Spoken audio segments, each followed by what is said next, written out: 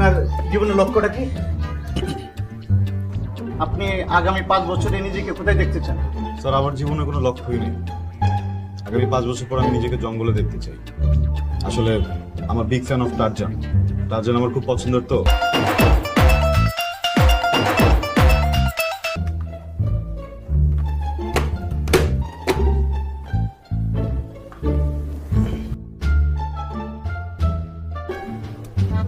আপনি কি ইন্টারভিউ দিতে আসছেন?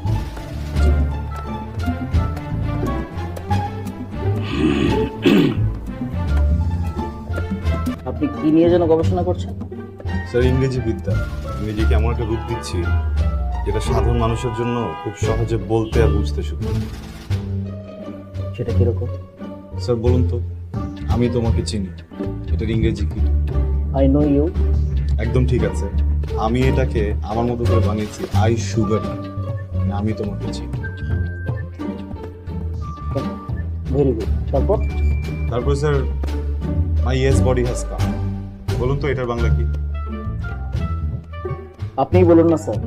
জি, মাই মানে আমার, ইয়েস মানে হ্যাঁ, বডি মানে গা, হ্যাজ কাম মানে আসিয়াছে। মাই ইয়েস বডি হ্যাজ কাম মানে আমার হাগা আসিয়াছে।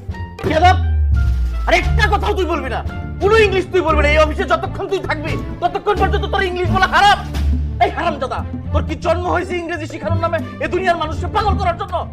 ফাজিল কোথাকার! স্যার স্যার স্যার উত্তেজিত হবেন না, বসুন। আচ্ছা, আপনার জীবনের লক্ষ্যটা কি? আপনি আগামী 5 বছরে নিজেকে কোথায় দেখতে চান? স্যার আমার জীবনে কোনো লক্ষ্যই নেই। আগামী 5 বছর পর আমি নিজেকে জঙ্গলে দেখতে চাই। আসলে আমার big fan of Tarzan. Tarzan আমার খুব পছন্দের তো, তাই আমি একটা লাল রঙের আন্ডারওয়্যার বানিয়েছি, যেটা পরে আমি টারজানের মতো উড়ে বেড়াবো। সুপারম্যানও ভালো লাগে, এই জন্য লাল রঙ বানিয়েছি। আমি এখানে ইন্টারভিউটা দিচ্ছি, ইন্টারভিউটা দিয়ে সোজা আমি বান্দরবন চলে যাবো। তাহলে আপনি এখানে এসেছেন কেন? আমার প্রেমিকা চায় আমি এখানে চাকরি করি, কিন্তু আমি যেটা চাই না। ও চায় আমি চাকরিটা পাওয়ার সাথে সাথে আমাকে বিয়ে করে ফেলতেছে। এই হারামজাদা, তুই বিয়েটা করবি না কেন? চাপ, অশান্তি, সাংসারিক যন্ত্রণা আপনারা দুজন তো ভালোই বুঝবেন। দেখেন আপনাদেরকে দেখে মনে হচ্ছে আপনারা কি ভয়ঙ্কর চাপে আছেন। আপনারা না আমার সাথে চাকরিটাকে ছেড়ে চলুন বান্দরবন যান। আমরা 3 জন বান্দরবন যাওয়ার আগে নিউ মার্কেট যাবো। লাল মসলিন কাপড়ে 3টা আন্ডারওয়্যার বানাচ্ছে, বানায় 3 জন করে গাছের উপরে দাঁড়াবো, গাছ থেকে টারজানের মতো নামবো। আমি জানি প্রথম আপনাদের দুজনের ভয় লাগতে পারে, শুধু আমার সাথে টারজানের মন্ত্র করবেন।